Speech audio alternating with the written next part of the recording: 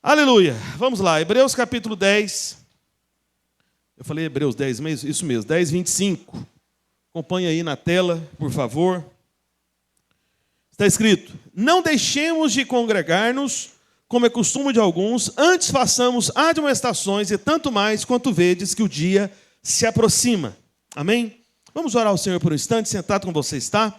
Pai, no nome de Jesus, nós oramos ao Senhor, pedimos para que o Teu Santo Espírito possa compartilhar conosco do Teu coração, da Tua palavra. Ó Pai, nós não queremos palavra humana, nós queremos palavra Tua, nós queremos palavra do céu, nós queremos ouvir de Ti, aquilo que está no centro do Teu coração. Por isso, ó Pai, compartilha conosco, em nome de Jesus, e todos digam amém, amém e amém. Amém.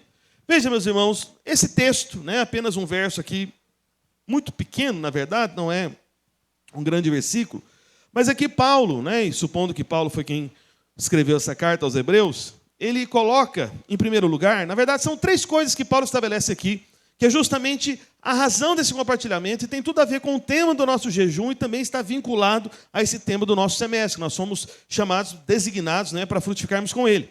Então, em primeiro lugar, Paulo fala aqui o seguinte: não deixemos de congregar-nos, como é costume de alguns. Irmãos, Paulo escreveu essa carta por volta do ano 60 depois de Cristo, e nós estamos no ano 2025 depois de Cristo. Então perceba que desde o início da história da igreja já existia entre alguns irmãos um costume que não deveria existir. Amém? Porque infelizmente, não sei se você percebe, mas nós temos essa característica de ora nos acostumarmos com coisas boas, mas também nos acostumarmos com coisas ruins. Percebe?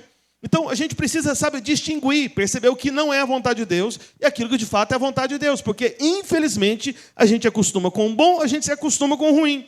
Então, Paulo, ele exorta os irmãos: olha, não deixemos de congregar-nos. O que é congregar? Congregar é estar junto. Amém? É não viver a vida da fé sozinho. Porque isso, na verdade, é um contrassenso em relação à fé cristã, em relação ao próprio Deus. Porque o próprio Deus é um, mas são três. Deus, você percebe? Sempre foram pelo menos ali os três, desde o eterno propósito, como a gente compartilhou nas últimas semanas.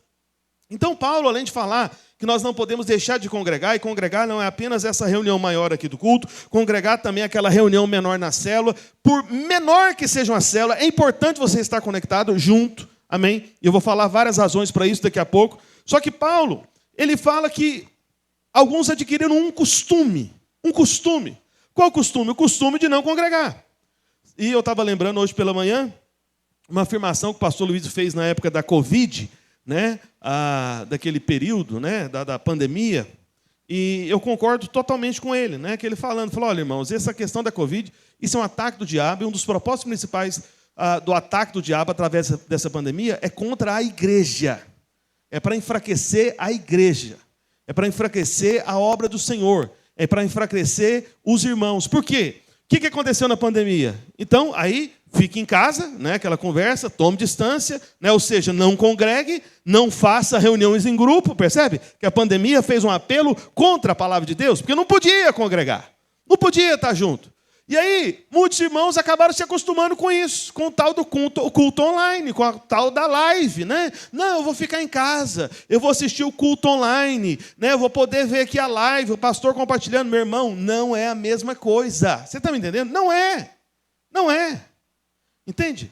Se você assistir um vídeo fosse a mesma coisa que você está presente, você assistiria MasterChef e iria matar a sua fome. Não é não? Funciona? Você assiste aquela comida bonita lá, estou satisfeito, matei minha fome. Funciona nada. Você fica com mais fome ainda, não é verdade? Não, igual, por exemplo, irmãos que gostam de futebol. Entre você ter a opção do time aí que você torce, final de campeonato, aí você vai assistir online, enquanto você tem a oportunidade de estar lá presente no estádio, ver a coisa acontecendo, ali na primeira fila, vendo de perto, ali na beira do campo, jogador jogando. Você vai falar: é a mesma coisa. Não é a mesma coisa. Se fosse a mesma coisa, Jesus nem voltaria. Ele mandaria um link do Zoom, uma live do Instagram, falando: não, eu não vou voltar mais não, tudo é online agora. Vocês vão ver uma live minha. É assim, meus irmãos? Claro que não. Claro que não. Só que a pandemia fez com que muito crente se acostumasse. Não, agora eu assisto no YouTube. Não, não vou no culto mais não. Não, depois vou até ouvir a palavra, porque a gente não filma aqui, embora eu quero voltar a filmar em breve. mas a gente tem um áudio, né, que sobe para o YouTube, acho que na segunda-feira que sobe. Mas, enfim, não é a mesma coisa. Você não foi chamado para isso. Então, alguns se acostumaram na época de Paulo. Só que hoje, muitos se acostumaram. Mas não é vontade de Deus. E aí Paulo fala a segunda coisa. Aí ele vai e diz, antes façamos o quê? Admoestações. Admoestações. O que é isso? Olha para cá, meu irmão. Paulo primeiro fala que você tem que congregar. Não pode perder esse costume de maneira nenhuma. Mas em segundo lugar, ele fala o seguinte, olha, você que congrega, toda vez que você congregar, você tem que perceber quem não congregou com você e você tem que ir atrás dessa pessoa. Isso que é fazer a admoestação, entendeu? Você tem que ir atrás. Porque, meu irmão, se você vem no culto e percebe pessoas, veja, em primeiro lugar, da sua célula, se você faz parte da célula, observe, espera aí, os irmãos da célula não vieram no culto da noite. O que você tem que fazer? No mínimo, no final do culto, mandar uma mensagem para esses irmãos da célula. Vem cá, vocês estiveram no culto da manhã? Eu vim no culto da noite e não vi vocês, está tudo bem? Entende? E observe também outro detalhe, mesmo que não seja da sua célula, mas é um irmão da igreja que você tem contato e relacionamento, que você se importa, que você ama, que você quer o melhor para ele, você tem que mandar uma mensagem para ele também no próprio domingo, irmão. Tem 2 semanas que eu não te vejo no culto, está tudo bem com você? O que está acontecendo? Nós temos que valorizar isso, meus irmãos, porque isso é vida da igreja, isso é igrejar. Você está me entendendo? Eu fico pensando, você que é pai de família, né? Minha avó, por parte de pai, ela teve 17 filhos. 17. É muita gente. Aí eu fico pensando, minha avó, na hora do café da manhã. 17 filhos. Imagina o café da manhã. Enchia uma mesa. Tinha que ser tipo um restaurante, quase um refeitório, né? Para todo mundo sentar. Aí, dos 17, tem 12 lá, tomando café. 5 não compareceram. Você acha que a minha avó falava, não, está tudo bem, pelo menos tem 12, né? Deixa para lá os 5. O que tem? Estou nem aí para os 5. 12 já é muito, tá bom. Você acha que minha avó falava assim? O que você acha? Sim ou não? Não! Diante da mesa, todos os filhos têm que estar presentes. E eu não sei se você sabe, meu irmão, mas todo domingo tem uma mesa aqui. Não é essa mesinha, tá? Mas é a mesa do Senhor. É a mesa do pão vivo do céu. É a mesa da palavra de Deus, que é verdadeiro alimento. Então tem gente da família que não está comparecendo à mesa e a gente deixa para lá. Só porque é uma família de 17, tem 12, está tudo bem. Está nada. Tem que estar todos os filhos na casa. Amém? Essa é a reunião da família. Então você não tem o direito de não se importar. É o que Paulo está dizendo. Então, primeiro, não deixe congregar, como é costume de alguns, infelizmente. Mas aí ele vai e diz a seguir. Antes façamos admoestações. Estava me lembrando hoje de manhã um testemunho de um irmão precioso que esteve no nosso meio, no começo da igreja. Eu costumo dizer que ele que começou a videira aqui em Recife mesmo, Marcelo Dias e a Andréia, né? Hoje eles estão em São Paulo, tenho contato com ele até hoje. Mas ele que começou, ele entendeu a importância de congregar, ele que fez a gente ter culto aqui. Já tinha aqui um irmão de Goiás que tinha vindo, acho que 1 ano antes dele, nunca conseguiu realizar o culto. Vez ou outra aconteceu reunião de célula, mas não resolvia. Aí veio um outro também, um pouco mais velho, ajudou um pouco, fez uma reunião na casa dele. Mas quem fez acontecer, ter culto mesmo, alugar lá o salão do hotel, e fazia tudo, viu, irmãos? Isso nunca reclamaram. Marcelo Dias. Ele cantava a música, tocava o violão e depois ainda pregava. Pensa. Eu sou muito limitado, né? Eu sou fã desses irmãos, sim. Imagina, eu mal sei pregar. Né? Agora, tocar e cantar, misericórdia. Deus... Eu fico impressionado com o baterista, né? Ele toca um de um jeito, outro do outro, ainda mexe o pé. Ainda tem uns que ainda canta ainda. Como é que pode mexer um braço para um lado, o outro para o outro, o pé para o outro, e o outro pé para outro rumo também, e ainda cantar? Meu irmão, é muita coordenação motora. Eu sou tipo, sabe, cavalo, com aquele negócio tampado dos lados assim, só tem um rumo, só faz uma coisa de cada vez? Pois é, sou eu, entendeu? Eu sou monotemático, é só mono, não tem nada estéreo aqui, é uma coisa de cada vez. Mas, enfim... E aí o Marcelo, irmãos, eu estava falando para os irmãos hoje de manhã, e entenda que eu não estou falando mal dele, amém? Na verdade, eu estou até elogiando ele. Mas, irmãos, eu posso dizer que o Marcelo era aquele irmão que ele dava tchau assim. Já viu a pessoa que dá tchau assim? Não abre a mão para dar tchau? Pastor, o que você está querendo dizer com isso? É o seguinte, irmãos, ele tinha uma luta para gastar dinheiro. Com uma série de questões aí pessoais, né, que ele já tinha tido uma experiência muito ruim na vida financeira, quebrou.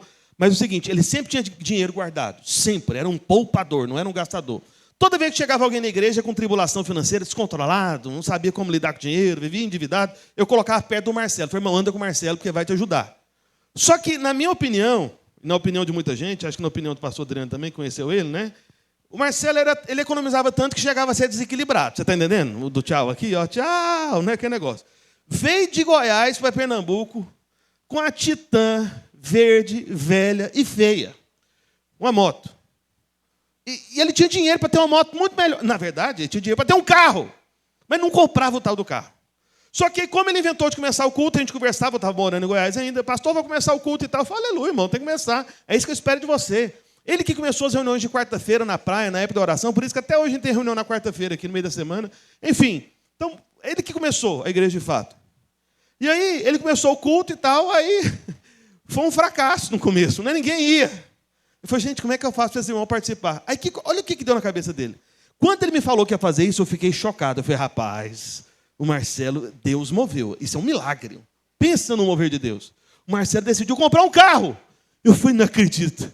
Você vai comprar o carro? Eu falei, vou, pastor. Eu falei, irmão, o que aconteceu? Me conta, eu quero saber. O que foi? Foi um anjo, apareceu, né? Com a espada desembaiada, te ameaçando. Tira o escorpião do bolso. Ou quer dizer, tira o dinheiro do bolso, né? Porque tem história do escorpião, não tem? Quando a pessoa não põe a mão no bolso? Tem ou não tem? Ou é só lá em Goiás? Tem aqui também? Tem, né? Ou não? Tem ou não tem? Tem, né? Enfim. E aí ele resolveu comprar o carro. Eu falei, irmão, me conta, por que você quer comprar o carro? Rapaz, isso é um mover, hein? Eu passou o seguinte, se eu não comprar o carro e buscar os irmãos, o irmão não vai no culto. Eu falei, mesmo. Irmãos, ele comprou o carro só porque ele acredita nesse versículo aqui. Da importância de congregar, não perder o costume de congregar e admoestar os outros.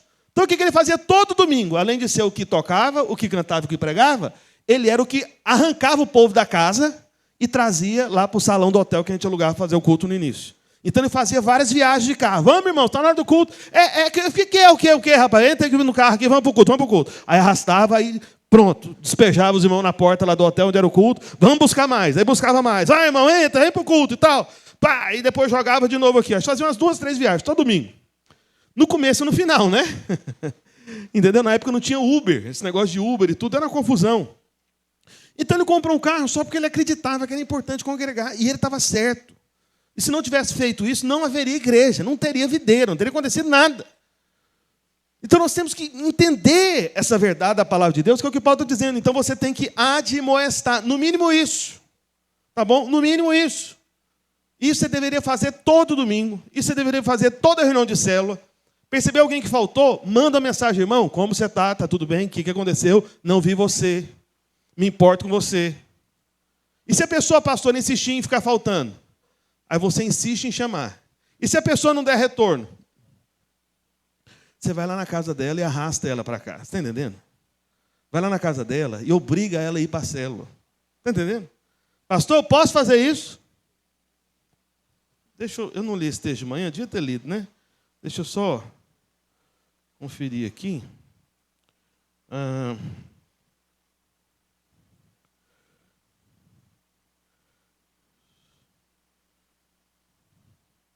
Deixa eu ver.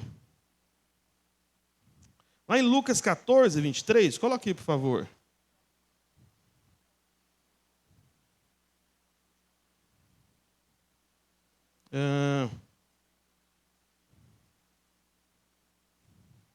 A partir do verso 22, né? Eu falei 22 mesmo? Eu falei 23. 22, volta no 22. Olha só, não vou ler tudo por causa do tempo. Olha só. Depois lhe disse o servo, aliás, Senhor, feito está como mandaste, e ainda há lugar. Isso aqui é uma parábola, né, da festa lá do Senhor, que na verdade está contando sobre Jesus e a casa dele, que é a igreja. Alguém pode dizer amém? Aí, veja. Deixa eu ler mais aqui, porque eu acho que os irmãos olharam para mim com a cara que não lembram desse texto, né? Então, os irmãos, que às vezes eu falo umas coisas aqui, parece que não entendeu nada, né? Então, vamos voltar um pouco para trás. Lá em... Deixa eu ver... Verso 15. Coloque aí no verso 15. Vamos ler. Oh, Jesus. Vamos lá. Ora, ouvindo tais palavras, um dos que estavam com ele à mesa disse-lhe, bem-aventurado aquele que comer pão no reino de Deus. Amém? Onde é que o pão do reino de Deus é servido? É na congregação. Amém? É na congregação. O pão do reino de Deus. O pão vivo que desceu do céu é aquele que é a palavra. Aquele que é o Logos. Aquele que é Cristo. Amém? Ele é o verbo vivo de Deus. Alguém pode dizer amém mesmo? Vamos continuar. Verso 16. Ele, porém, respondeu: certo homem deu uma grande ceia, uma festa, e convidou muitos. A hora da ceia enviou o seu servo para avisar aos convidados: vinde, porque tudo já está pronto. A hora da festa, a festa dos salvos é aqui, todo domingo, quero te dizer, tá bom? De manhã à noite. Verso 18. Não obstante, todos a uma começaram a escusar-se. Disse o primeiro: comprei um campo e preciso ir vê-lo, rogo-te que me tenha por escusado. Outro disse: comprei 5 juntas de bois e vou experimentá-las, rogo que me tenhas por escusado. E outro disse: casei-me, por isso não posso ir. Meu Deus do céu, mas que agonia é essa? Por que não leva a esposa, né? Casei, não posso ir. Verso 21. Voltando o servo, tudo contou ao seu senhor. Então, irado, o dono da casa disse ao servo. Quem é o dono da casa, meus irmãos? Quem você acha que é o dono da casa? O Senhor. Então, desagrada o Senhor as pessoas não estarem. Está entendendo? Está entendendo mesmo? Os irmãos querem agradar o Senhor, amém? Então, vamos trabalhar para isso, amém? Admoestar, vamos continuar. Cadê? Isso. Irado, está no verso 21 ainda. Então, irado, o dono da casa, disse ao seu servo: sai depressa para as ruas e becos da cidade e traze para aqui os pobres, os aleijados, os cegos e os coxos. Aí o servo foi saindo para trazer o povo para a festa. Amém? E aí depois, verso 22. Lhe disse o servo: Senhor, feito está como mandaste, ainda há lugar. Vê se do seu lado tem lugar aí. Ô, meu irmão, tem lugar demais, hein? Olha o tanto de lugar. Tem, não tem? Tem. Ainda há lugar. Se ainda há lugar, qual que é a última orientação de Jesus? No verso 23. Respondeu-lhe o Senhor: sai pelos caminhos e atalhos. E o que, meus irmãos? O que está escrito ali? Os irmãos estão comigo? Estão ouvindo aí mesmo? Está escrito o quê? Obriga a todos a entrar para que fique cheia a minha casa. Pastor, é para obrigar?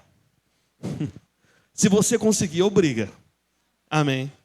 Porque é isso que o Marcelo fazia. Mandava o povo para dentro do carro, só voltava a amarrar. Outro dia teve uma igreja nossa, não lembro qual igreja, que a Rede Jovens fez um vídeo, simulando, amarrando um rapaz e jogando dentro do carro para levar para a reunião. Alguém viu esse vídeo ou não? Foi algum dos radicais ali. Foi daqui mesmo? Foi não. Não, acho que foi de outra cidade, né? Da Holy Fest. Forçou na moto, né? Mas tinha que fazer um vídeo se amarrando a pessoa, jogando no porta-mala, botar um capuz e aí desce com a pessoa na porta do prédio da igreja. Vai, o que é isso? Não, você vem para o culto, entra, embora. Né? Enfim, teve um outro vídeo engraçado que eu vi uma vez, que era um cara que simulava evangelismo, só que era um cara fortão, assim, bem forte mesmo. Aí o cara recusava. Falei: o quê, rapaz? Você está me tirando? Aí o cara: não, tá bom, eu vou na sua igreja. Tudo bem, o cara ficava com medo, sabe? O cara ameaçava que ia pegar ele, sabe? E bater nele. Enfim, meus irmãos, eu não estou dizendo que isso é a melhor estratégia, amém? Você está me entendendo, né? Mas o que você puder fazer é o que Jesus está falando aqui. Obriga a todos a entrar. Para quê? Para que fique cheia a minha casa. Ou seja, para que haja congregação. Para que congreguem, amém? Só que voltando lá para Hebreus 10, 25, volta lá para Hebreus 10, 25, eu quero falar aqui a última coisa, antes de eu prosseguir. Que às vezes você acha que eu comecei, eu nem comecei ainda, na verdade, viu? Estou só compartilhando as outras coisas aqui. Então, Hebreus 10, 25. Não deixemos de congregar, como é costume de alguns, primeira coisa. Segunda coisa que ele falou: antes façamos admoestações. E a terceira coisa que Paulo fala aqui, o que ele está dizendo? E tanto mais, ou seja, ainda mais, quanto vedes que o dia se aproxima. O que Paulo está dizendo aqui, em outras palavras, meus irmãos? É que existe uma correlação, um vínculo entre estar preparado para ser arrebatado e congregar e ajudar os outros a congregar também. Você está entendendo? Amém? Existe um vínculo, entende? Por isso que Paulo falou: olha, especialmente quanto você vê que o dia se aproxima. Agora deixa eu te falar uma coisa. Eu falei para você que Paulo escreveu essa carta por volta do ano 60 depois de Cristo. Nós estamos em qual ano depois de Cristo? 2025. Se por volta do ano 60 Paulo tinha essa urgência, falou: gente, o dia está se aproximando.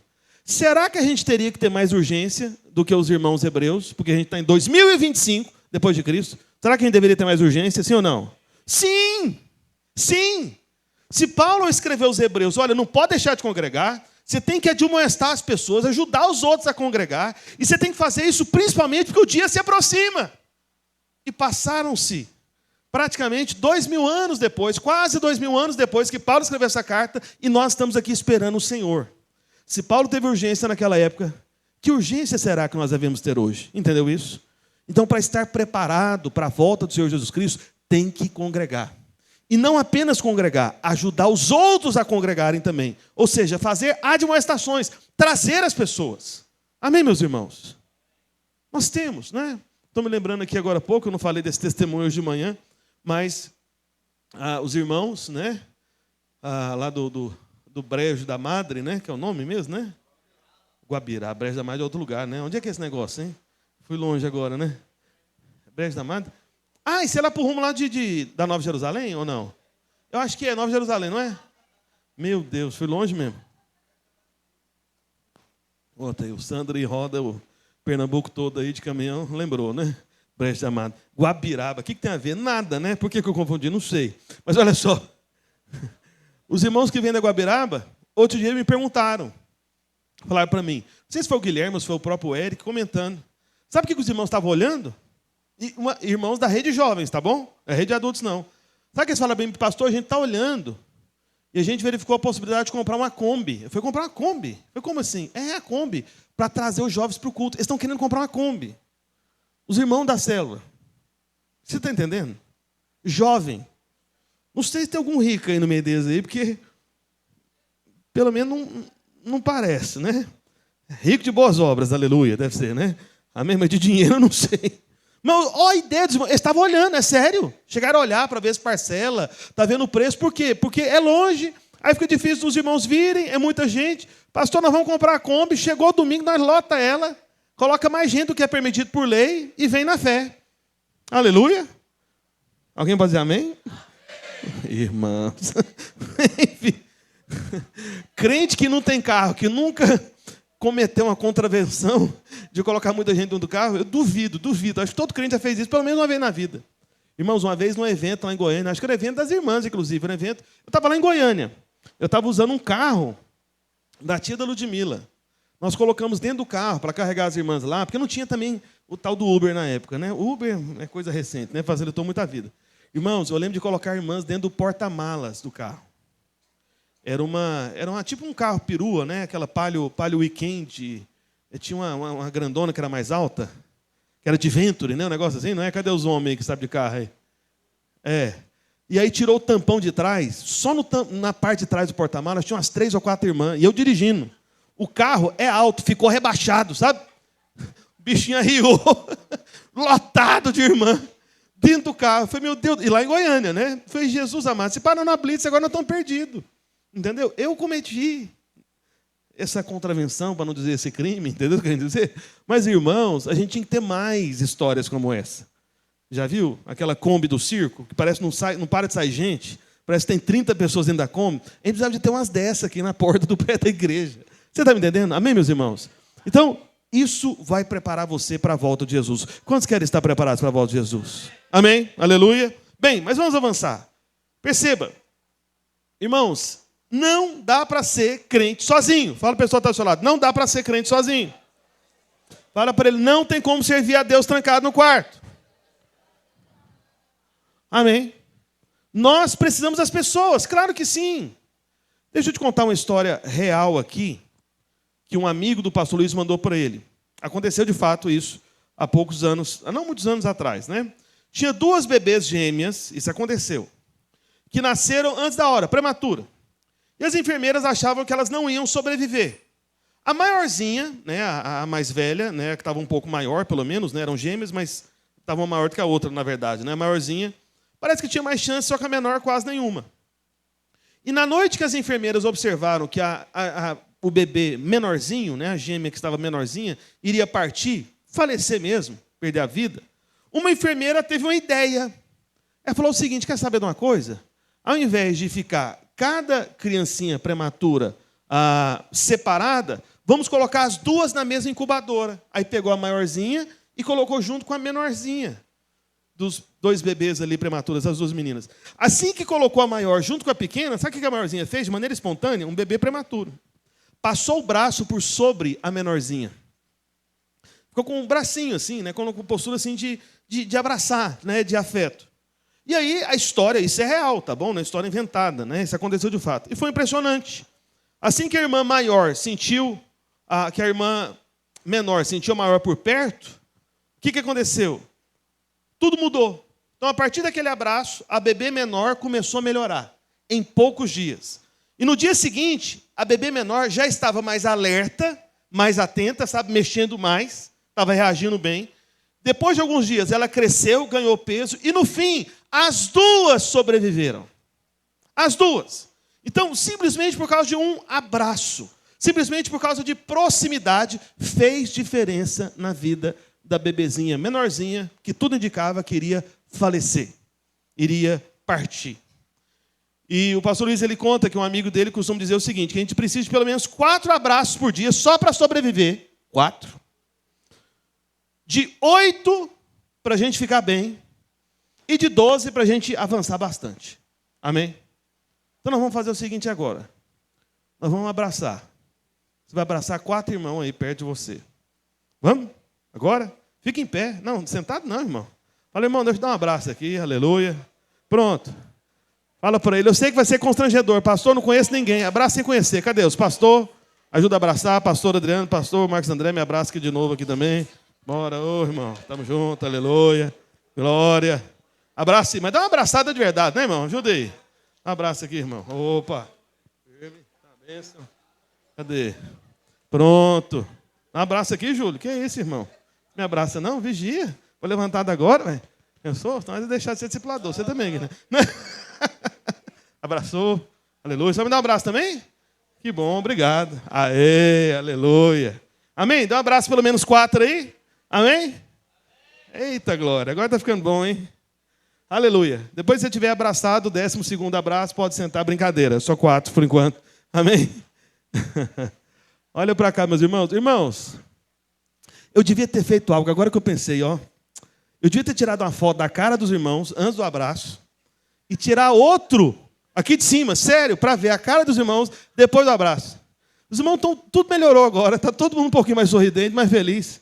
Tinha uns irmãos que meio cabisbaixo, com aquela cara assim, parece que não comeu, não gostou, já está mais alegre. Só porque abraçou. Lembra da história da bebezinha que abraçou a outra lá doente? Percebe? Isso é bênção, é bênção. Então, isso só é possível quando a gente congrega, quando a gente não está sozinho. Mas, ouça com atenção o que eu vou dizer, o que é muito sério, presta atenção. Mas vamos ser sinceros, ouça. A comunhão, os relacionamentos, são a parte mais complicada da igreja. Porque é no meio dos relacionamentos que os problemas acontecem. É ou não é verdade? É verdade. É ou não é? Irmãos, se perguntar para qualquer pastor de qualquer igreja, não importa qual seja o ministério, fala, irmão, qual que é o principal problema da igreja? Ele falava, rapaz, relacionamento dos irmãos. Sempre tem alguma confusão, sempre tem alguém ofendido com o outro, sempre tem algum machucando o outro, sendo machucado pelo outro, sempre tem. Entende? É a parte mais complicada. Então a gente tem que lidar com todo tipo de gente, tem que lidar com aquele que é quieto. Só que por um lado tem uns que falam demais, não para de falar. Tem aqueles que dão um arrudeio para dizer uma coisa desse tamanhozinho. Meu Deus do céu. Eu estava falando hoje de manhã para os irmãos, e fica atento ao que eu vou dizer, porque de repente você me ajuda, amém? Ajuda a eu não pecar, porque eu peco também, não sei se você sabe, né? Tem irmão que ele quer conversar pelo WhatsApp, conversa de sistema Morse. Lembra do sistema Morse? Aquela coisa só por partes. A irmã manda para mim, bom dia. Aí não fala nada, fica quieto. Eu fico olhando, falei, gente, será que eu tenho que falar bom dia? Porque quem não conversa tudo, né? Porque eu não sei, os irmãos sabem, no WhatsApp tem como escrever texto, sabe? Tudo uma vez. Bom dia, boa tarde, pastor, isso e aquilo, tará, não sei o quê, quando puder me responda, tal. É ótimo isso. Eu amo essas pessoas, né? Só que o irmão dá bom dia. Aí uma vez eu resolvi esperar um irmão que deu bom dia. Falei, não vou responder ele agora, quero ver até onde ele vai. Irmão, ele ficou o dia inteiro esperando meu bom dia. Aí quando eu respondi bom dia, aí ele tinha que ser boa noite já, né? Ô irmão, boa noite. Aí irmão, como o senhor está? Eu falei, não, de novo. Vai ser outra frase, vai demorar. Aí, como era homem, com homem eu faço essas coisas. Com as irmãs eu tenho mais paciência para não ferir as irmãs, sei que parte do mês que ela está. Enfim, acontece coisas, né? Eu tenho 3 mulheres lá em casa, eu sei como é que é. Enfim, Mas com os irmãos eu falo, quando é homem. Eu falo, irmão, deixa eu te falar uma coisa, irmão. Eu não consigo ficar nesse negócio, bom dia, como você está, né? Como foi seu dia e tal. Eu falei, irmão, vamos direto ao assunto. Escreve um textão para mim, pelo amor de Deus, falando tudo que você quer dizer, e eu te respondo. Eu falei, porque você me falou bom dia, agora você quer saber como é que eu estou. Aí se eu falo se eu estou bem, de repente, olha, eu tenho uma fila de coisa para fazer e muitas mensagens para responder. Falei para o irmão. Agora eu estou pastoreando 2 igrejas, Recife e Caruaru, fora a supervisão do Estado. Né? Nós somos hoje, acho que 16 igrejas no total, contando com as micro-igrejas. Aí tudo quanto é confusão que esse pastor tem no interior, você acha que eles procuram quem para resolver? Inclusive financeira. Quem? Esse que vos fala. Então é tanta coisa, tanta confusão, fora questões pessoais, né? Que eu acabei de abrir uma delas aqui. Eu sou mais velho da família e todo mundo espera que tudo eu resolva. Entendeu? Eu sou o resolvedor de todos os problemas de todo mundo, né? Parece que é assim. Enfim. Aí o irmão quer ficar negócio, bom dia. Como é que você está? Eu falei, irmão, não vai dar tempo. Aí eu falei para ele, irmão, se você não falar tudo agora, dentro de 5 minutos, eu vou conseguir te responder somente daqui cerca de 10 ou 12 horas, porque eu tenho que seguir a fila. Você vai mandar um texto para mim? Ah, não, pastor, eu entendi. Aí eu, pronto, aleluia, mais um convertido, mais um salvo, né? Mais algum foi liberto desse outro caminho, né? Eu fiquei feliz da vida. Então, irmãos, olha para cá. Relacionamento não é fácil. É, na verdade? Alguém pode... Os irmãos estão me falando que não estão reagindo muito bem. Todos aqui são desses aí que manda bom dia, espera ou não? Me ajuda aí, amém, irmãos? Fala tudo uma vez. Veja, irmãos, tem gente que solta comentário que machuca. E aí alguns podem pensar, pastor, quer saber de uma coisa? É muito mais fácil servir a Deus sozinho. Esse pessoal da célula, esse irmão da igreja, esse povo da minha família, esses colegas de trabalho, esses vizinhos do condomínio que eu moro, esse povo só me faz pecar, então vou servir a Deus sozinho. Ah, não aguento. Vou para o culto online. Entendeu? Veja, eu não sei se você já ouviu falar do dilema dos porcos espinhos. Isso é um dilema filosófico antigo e que ilustra muito bem o que a gente precisa entender, que é o seguinte. Conta-se que uma manada de porcos espinhos entrou no inverno, um período muito frio. E eles tiveram que fazer uma escolha. Ou eles ficavam sozinhos e passavam frio até o ponto de morrer, ficavam isolados uns dos outros, ou eles faziam outra escolha. Iriam se aproximar um do outro, aquecer-se um com a presença do outro, mas com a consequência de espetar e ser espetado. Então a questão é, o que você vai preferir, na verdade? Ó, querido porco espinho da videira Grande Recife. Você vai preferir viver sendo machucado e machucando, ou você vai preferir viver sem feridas os outros, mas, na verdade, daqui a pouco morrendo, porque sozinho você não vai prevalecer. Você está me entendendo? Amém. Então não adianta, meu irmão. Olha para cá, eu sei que você pensa, pastor, pessoas já me feriram. Mas deixa eu te falar uma coisa. Eu te prometo, eu te garanto, que você já feriu pessoas também. Claro. Porque é mais fácil a gente perceber a espetada do outro em nós. Mas e a espetada que você dá nos outros? Ah, pastor, ninguém nunca reclamou comigo. Pois é, dá graças a Deus, porque essas pessoas que estão perto de você são pessoas quebrantadas e amáveis e não falam o que você já fez com elas. Mas eu te garanto que você já machucou muita gente. Você está entendendo? Não adianta. É uma questão de proximidade. Aproximou, você vai espetar e vai ser espetado, porco espinho. Você está entendendo? É inevitável. Família é assim também. Imagina, se na família da fé seria diferente. Veja, eu não sei se você sabe dessa informação histórica que eu vou te contar aqui, mas no começo da Idade Média, muitos cristãos eles se trancaram em mosteiros para fugir do mundo e tentar servir a Deus no isolamento. Lembra? Né? No início, quando tinha só a igreja católica, né? Muita gente bem intencionada, sabe? Gente que estava querendo viver para Deus. Tá bom? Gente que queria, sabe, viver uma vida santa. O que eles perceberam? Eles perceberam o dilema do porco-espinho. Falou, peraí, eu fico perto de irmãos, de outros cristãos, eu me machuco e eu machuco eles. E aí eu fico com raiva, fico nervoso, fico insatisfeito, fico ofendido. E eu tenho que resolver um monte de problema perto de mim por causa desse povo que me espeta, embora eu espete eles também. Aí o que eles pensaram? Vou servir a Deus de maneira isolada. Irmãos, é sério o que eu vou dizer. Depois você pesquisa isso na internet, se você não for um bom aluno de história geral, né? Mas, segundo historiadores, havia alguns que chegavam a se trancar em celas e mandava trancar a cela. Santos católicos, né? mandava trancar e sumir com a chave para ele ficar lá isolado, servindo a Deus, porque assim ele teria uma vida mais santa. Mas, irmãos, isso é um absurdo, isso é uma contradição com a própria fé cristã, que você foi chamado para congregar, para igrejar. Você está me entendendo, amém? Ah, pastor, mas eu me machuco. É verdade. Mas lembra que você acaba machucando outras pessoas também. Mas, embora machuquemos uns aos outros, mas nos mantemos vivos, prevalecemos contra as circunstâncias. Amém? Em amor. E veja também, houve um tempo, eu não sou dessa época, mas eu me lembro, eu sei de histórias, né, no passado, que aconteceu até no Brasil mesmo, de pregadores, agora estou falando de crente mesmo, de evangélico, né? De pregadores que antes da pregação, ele não permitia ninguém tocar nele, sério. Eu não fui dessa época, até porque eu fui só da videira lá em Goiânia, e graças a Deus não tinha esse tipo de história, né? Então tinha algumas igrejas no passado, eu estou falando de algo que aconteceu há cerca de, talvez de 30 anos atrás, em algumas igrejas, né? Não muitas, graças a Deus, né? Mas aí o pregador mandava fazer um corredor isolando para ele passar e ninguém tocar nele, porque senão ele ia perder a unção, ia roubar a unção, a presença de Deus na vida dele, ia atrapalhar ele. É verdade. Né? Alguns prédios de igreja que até chegaram a construir, né?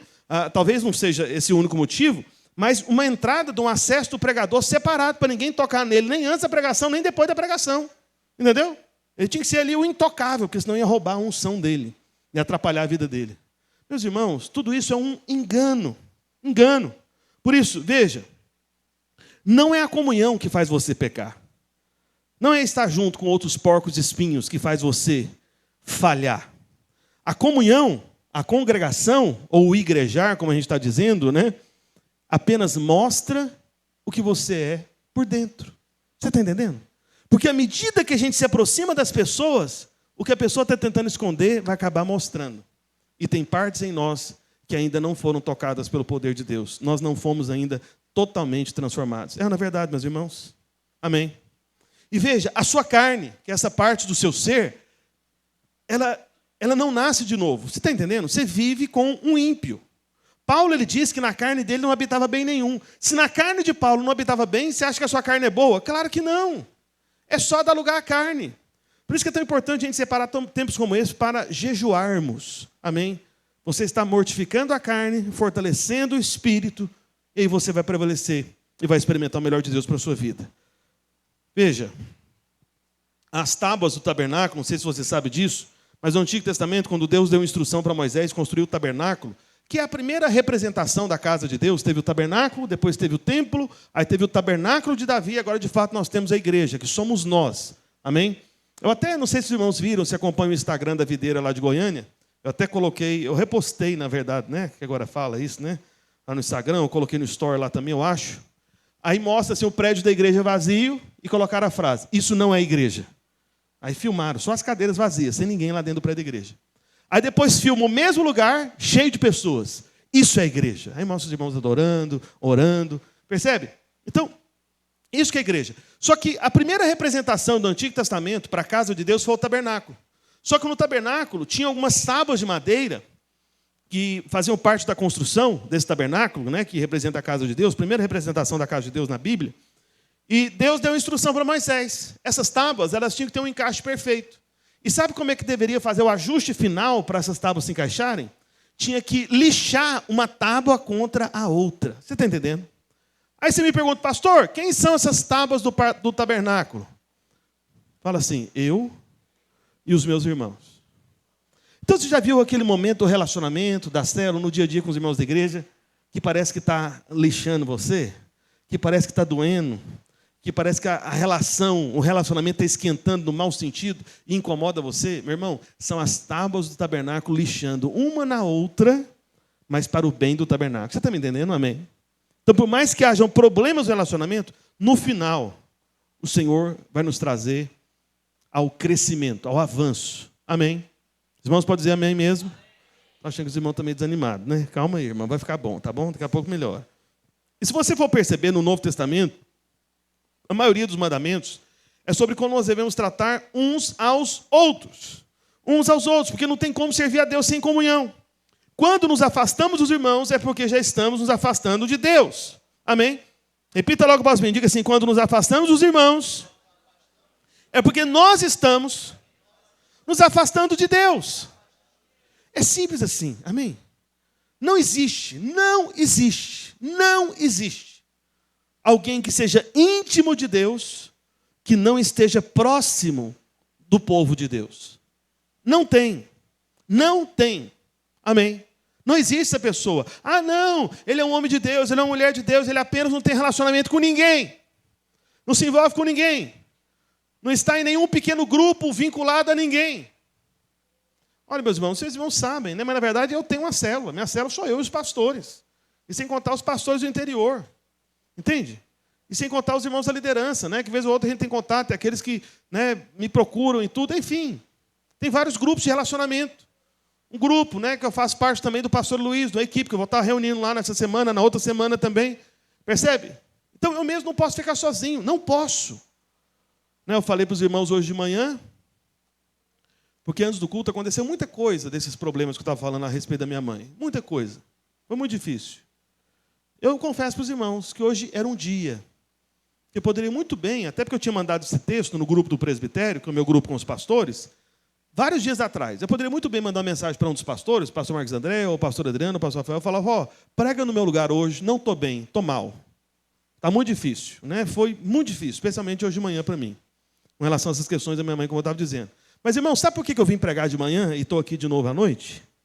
É porque é o seguinte, é porque eu estou praticando o que eu acredito. É porque eu sei que a minha cura, o meu fortalecimento, a minha restauração é justamente estar aqui no meio dos irmãos. Você está entendendo? Isso faz bem para mim. Entende? Então, ao invés de usar isso como fuga, como muitos usariam, os problemas pessoais para se afastar dos irmãos, meu irmão, a solução está justamente em se aproximar dos irmãos. Em estar junto com os irmãos. Você querer se afastar, isso é obra do inimigo. É o diabo querendo enfraquecer você mais ainda. Então, quando você estiver fraco, chama os irmãos. Né? A biografia, né? Na verdade, conta-se que Martinho Lutero, foi o grande reformador da igreja, né? E nesse mês de outubro, a gente está comemorando, né, o mês da Reforma Protestante, 31 de outubro. E aí ele dizia, todas as vezes que acontecia uma série de coisas ruins com Lutero, ele sempre chamava 2 ou 3 irmãos, alguns irmãos perto dele, e falava, irmão, vamos cantar um salmo ao Senhor para envergonhar o diabo no meio dessas más notícias. Ele fazia isso. Quando tudo começava a dar errado, ele chamava a gente para perto dele. E falava, vamos louvar o Senhor. Por que a gente vai louvar o Senhor? Para envergonhar o diabo. Mas por que você está querendo envergonhar o diabo? Rapaz, porque está dando tudo errado ao meu redor aqui. Então quer saber de uma coisa? Vem cá, você, vamos começar a louvar o Senhor aqui. Vamos fazer um louvor ao Senhor para envergonhar o diabo. Ele começava a louvor porque tudo estava dando errado. Mas não cantava sozinho. Chamava irmãos para cantar junto com ele. Amém? Mas sem motivo que foi um grande homem de Deus e marcou a história da igreja. Amém? Então Lutero sabia desse caminho. Por isso, se alguém diz que está perto de Deus, mas longe da igreja, tem algo de errado com essa pessoa. E quanto mais perto de Deus, mais o nosso coração se abre para os irmãos. Mas a questão é a seguinte, por que a vida em comunidade, essa vida em grupo, em congregar, é tão importante? Veja, meu irmão, você pode ter a melhor teologia, o melhor ensino bíblico, os dons mais extraordinários, poderosos, ou a visão mais estratégica do mundo, mas se você é individualista, não tem comunhão, você está fora da vontade de Deus. Está. Sem comunhão, você é como um tijolo fora da parede. É como um membro fora do corpo. É como um soldado perdido no campo de batalha. Ou seja, você não faz sentido. É como uma brasa longe do fogo, que só vai soltar fumaça e vai apagar. Vai morrer. Vai morrer.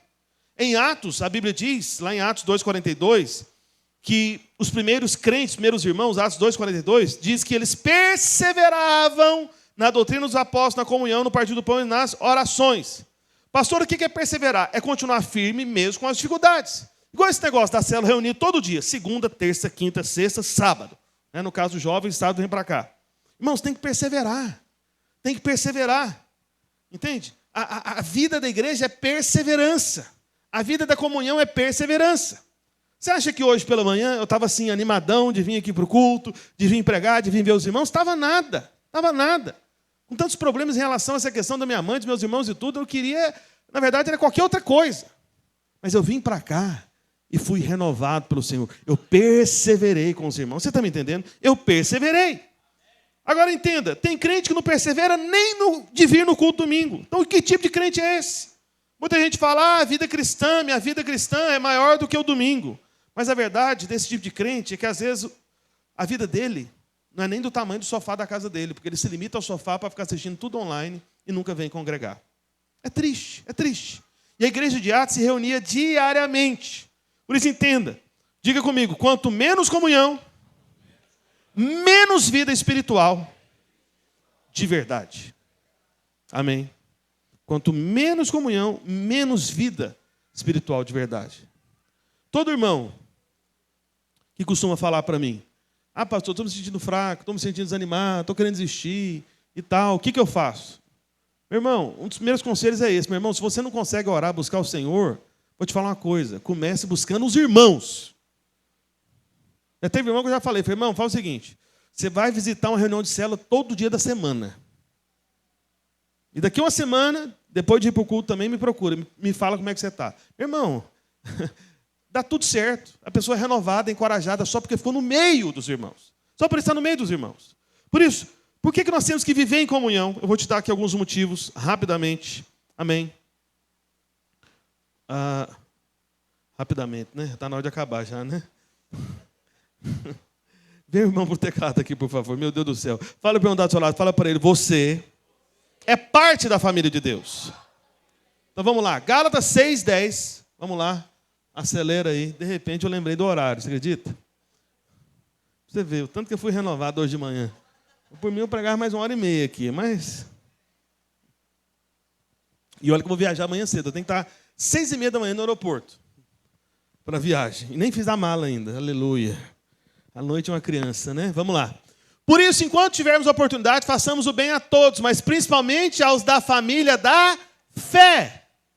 Tem gente que faz o bem para tanta gente, mas esquece da família da fé. Paulo está dizendo que tem que ser principalmente aos da família da fé. Principalmente. Aí depois diz, em Efésios 2:19, abre para mim rapidinho, Efésios 2:19.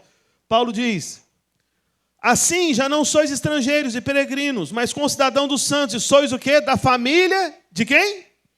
De Deus. Olha para mim aqui, rapidinho. Irmãos, veja, existem alguns sobrenomes importantes aqui em Pernambuco, né? Por exemplo, família Brenan. Brenan, né? É um sobrenome de gente famosa, é ou não é? Aí tem irmão que, de repente, para querer contar papo, né? Dizer assim que ele é importante, ele vai falar, pastor, eu conheço alguns membros da família Brenan. Aí todo mundo, uau, família Brenan, que é isso, irmão? Oxi, rapaz, o cara conhece gente da família Brenan, alto nível, né, da sociedade pernambucana. Meu irmão, deixa eu te falar uma coisa. Eu conheço um povo de uma família que é muito maior, que é muito mais importante, que é muito mais elevada que a família Brenan. E essa família, ela vai durar para sempre, vai para além dessa vida. Pastor, que família que é essa? É a família de Deus. E quem que é essa pessoa tão importante dessa família, que é a mais importante de todas, você conhece? Uai, vocês. Olha aí. Então, irmão, você vai querer me falar de Brenan. Que Brenan o quê, rapaz? Eu estou no outro nível. Eu conheço gente da família de Deus, do Criador de todas as coisas, do Todo-Poderoso, daquele que criou apenas dizendo, falando e sustenta tudo somente porque Ele disse. Meu irmão, família de Deus. Você ficar preocupando com família Brenan? Irmãos, me ajuda. Né? Você tem que chamar eles para serem promovidos também, se você conhecer algum. Fala, rapaz, você tem que ser promovido para a família mais elevada, porque Brenan está fraco. Aí o cara, o que, rapaz, está me tirando? Falei, irmão, tem que vir para a família de Deus. Amém. Segundo lugar, fala para o irmão que está ao seu lado, fala, ninguém cresce sozinho. É ou não é verdade? Você precisa de exemplo, você precisa de gente para te ajudar. É assim que acontece em toda a família, na família de Deus não é diferente.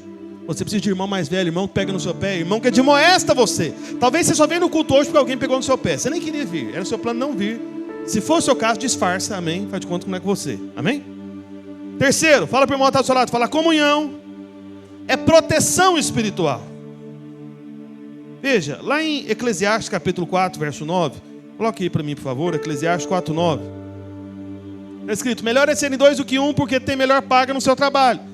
Verso 10, porque se caírem um levanta o companheiro, ai porém do que estiver só, pois caindo não haverá quem o levante. Verso 11, também se dois dormirem juntos, eles se aquentarão. Lembra da história dos bebezinhos, amém? Mas um só como se aquentará?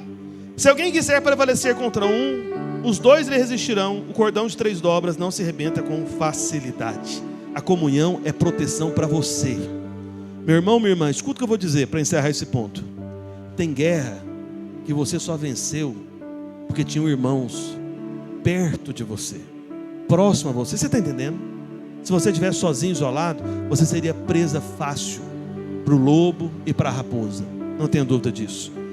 Quarto lugar, diga para o irmão que está ao seu lado, fala: comunhão traz a presença de Deus. Amém? Então, a unção que se manifesta na comunhão, no grupo, é maior do que a unção individual. Quantos aqui creem que carrega a presença de Deus? Amém? Agora imagine, você sozinho no seu quarto tem presença de Deus. Amém? Mas irmãos, agora imagine um monte de crente, todos trazendo a presença de Deus. Aonde vai ter presença de Deus maior? O que você acha? Sozinho ou no grupo com os irmãos? No grupo com os irmãos. Então isso traz presença de Deus. Presença de Deus, não tenha dúvida. Jesus ele fez uma promessa lá em Mateus 18, 20. Ele diz: onde houver 2 ou 3 reunidos no nome dele, ali estará no meio dele. O que Jesus está falando em outras palavras? Que de certa forma, estar fora da comunhão, ou seja, fora de um grupo, é o mesmo que estar distante da presença do Senhor. Há uma presença da parte de Deus que você só tem contato quando junta pelo menos 2 ou 3 irmãos com a finalidade de buscar essa presença. Você está me entendendo? Amém? Você não vai acessar essa medida da presença sozinho. Veja, toda pessoa se expressa por meio do seu corpo. Amém? Os irmãos estão comigo? Estou acabando já. Só que se de alguma forma o nosso corpo está inválido, nós não nos expressamos como queremos. E o mesmo princípio se aplica à igreja. A igreja é o corpo de Cristo. E é por meio do corpo de Cristo que Cristo vai se expressar. Ou seja, existem expressões de Cristo que você só vai encontrar na igreja, quando estiver congregando, quando estiver junto com os irmãos. Existem expressões de Cristo Jesus que você só vai perceber na célula, que tem vários membros do corpo de Cristo ali. Amém? Uma coisa seria se você enxergasse apenas a minha mão. Você teria uma noção do que eu estou querendo expressar com os meus dedos. Não é verdade? Agora, se você vê o meu corpo inteiro se mexendo, você tem uma noção melhor dessa expressão. É ou não é verdade? Então, quando está só você, apenas sozinho, isolado, você é um membro do corpo. Mas quando você encontra outros membros do corpo, haverá mais expressão da presença da glória de Cristo. Amém? Lá em Mateus 18, 19, coloca aí para mim, por favor. Mateus 18, 19, está escrito: se 2 dentre vós, sobre a terra concordar a respeito de qualquer coisa que porventura pedir-lhes, ser-lhes á concedida por meu Pai que está nos céus. Por isso, em quinto lugar, fala para o irmão que está lá, fala: o poder é liberado na comunhão. Você está vendo que Jesus falou 2 dentre vós, amém? Então tem oração que você faz sozinho que não será respondida. Você tem que chamar alguém para orar junto com você, amém? Seja na célula, seja em algum momento que você estiver encontrando algum irmão, não ore sozinho. É tempo de nós orarmos juntos. Então existe um poder de Deus que só é liberado no meio da comunhão com outros irmãos. Amém? Sexto lugar, a comunhão, fala para o irmão da sua, fala: comunhão manifesta o amor de Deus. Lá em João 17, 21, coloca aí para mim, por favor, João 17, 21, está escrito: e como és tu, ó Pai, em mim e eu em ti, também sejam eles em nós, para que o mundo creia que tu me enviaste. Veja, primeiro Jesus diz o seguinte, fala: olha, para que o mundo acredite que Jesus foi enviado, o que os irmãos têm que fazer? Tem que estar unidos na comunhão, amém? Só que em João 13, 35, coloca aí 13, 35, eu já estou encerrando. João 13, 35 está escrito: nisto conhecerão todos que sois meus discípulos, se tiverdes amor uns aos outros. Amor uns aos outros, ou seja, é o amor na comunhão, é o amor no grupo. Deixa eu te dizer algo aqui.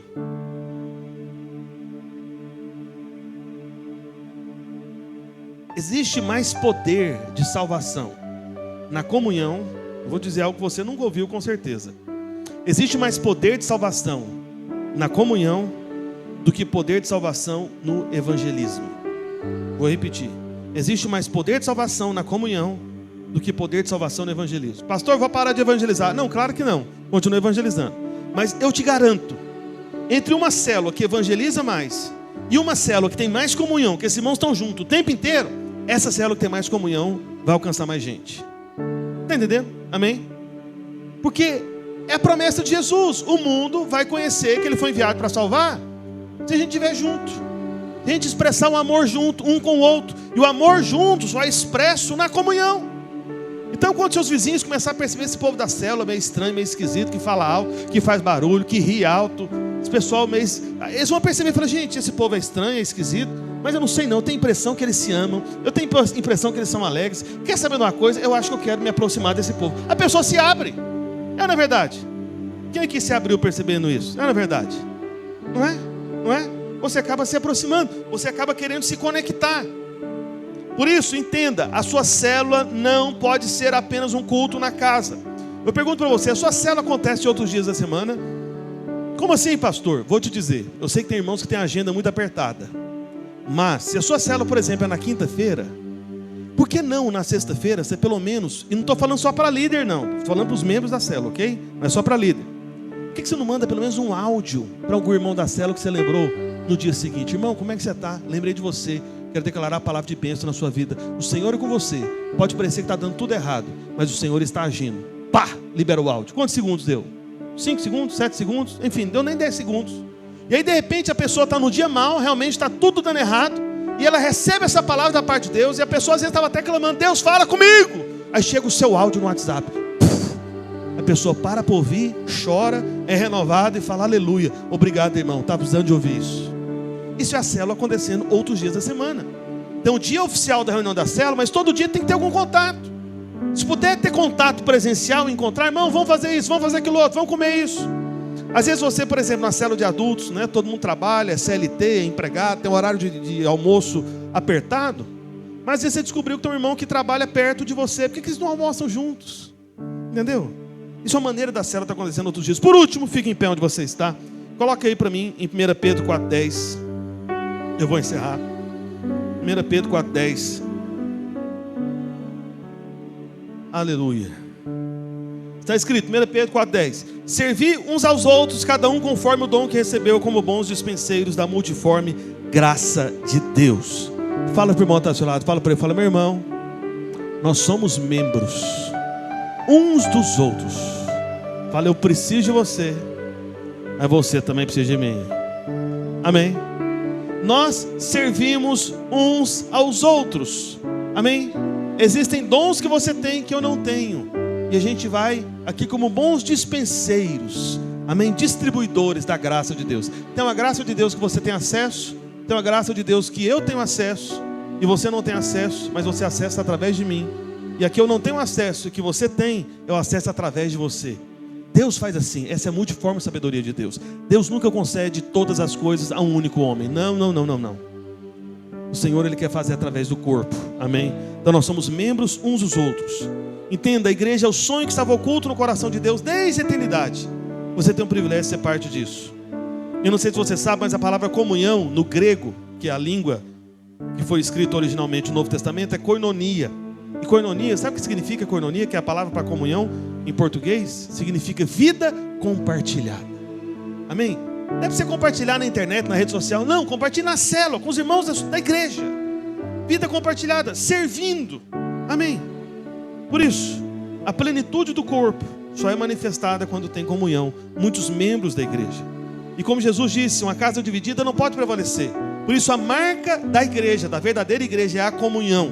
Sem amor uns pelos outros, não há conhecimento de que nós somos discípulos de Cristo. Mas quando nos amamos, as pessoas de alguma maneira, Jesus prometeu isso, de alguma maneira vão perceber que nós somos discípulos dele. E elas vão querer se aproximar. Amém? É uma célula festiva, cheia de comunhão, que celebra tudo, que o tempo inteiro arruma desculpa para fazer algo juntos, que vai atrair muita gente. Amém? Somos um corpo, nós somos um rebanho, somos uma família, somos ramos da mesma videira, pedras vivas no santuário de Deus. É assim que nós somos chamados. Amém? E é assim que nós vamos avançar nesses dias em nome de Jesus. Seremos renovados nisso. E antes de encerrar, eu quero orar. Primeiro, a oração de entrega da vida ao Senhor Jesus. Talvez alguém no nosso meio nunca entregou a vida ao Senhor Jesus, ou estava afastado, desviado. Mas todos juntos, repita logo após mim e diga assim: Senhor Jesus, eu creio que Tu és Salvador, que morreu lá na cruz pelos meus pecados. Por isso eu Te recebo. Recebo o Teu perdão. e te peço, faz de mim, pela tua graça, como um favor que eu não mereço, mas que eu creio, faz de mim membro da tua família, a família de Deus. Amém. Amém. Se você entregou a sua vida ao Senhor Jesus pela primeira vez, no final do culto me procura aqui na frente. Mas eu vou orar encerrando a reunião. Só que eu vou fazer um apelo a você. Antes de você ir embora, você vai dar um abraço pelo menos mais outros 4 irmãos, para a glória de Jesus. Amém? Deixa eu orar por você, Pai. No nome de Jesus, declaro palavra de bênção, de graça, de favor e merecido. Que o Senhor possa nos fortalecer como igreja nesses dias. Vamos começar amanhã, Senhor, o nosso jejum. 21 dias igrejando. Ó Deus, valorizando a família da fé. Por isso, ó Pai, abra o nosso entendimento sobre a necessidade, ó Deus, do que nós temos uns dos outros. Que essa é a vida da igreja, a vida compartilhada. Essa é a verdadeira expressão do amor do Senhor Jesus aqui na terra, para que mais gente seja salva. Por isso, ó Pai, faz isso entre nós. Fortalece as nossas células, fortalece os nossos vínculos, abençoa cada reunião de célula que nós faremos nesses dias, todos os dias, em o nome de Jesus. Todos digam amém, amém e amém. Amém? Aleluia! Glória a Deus!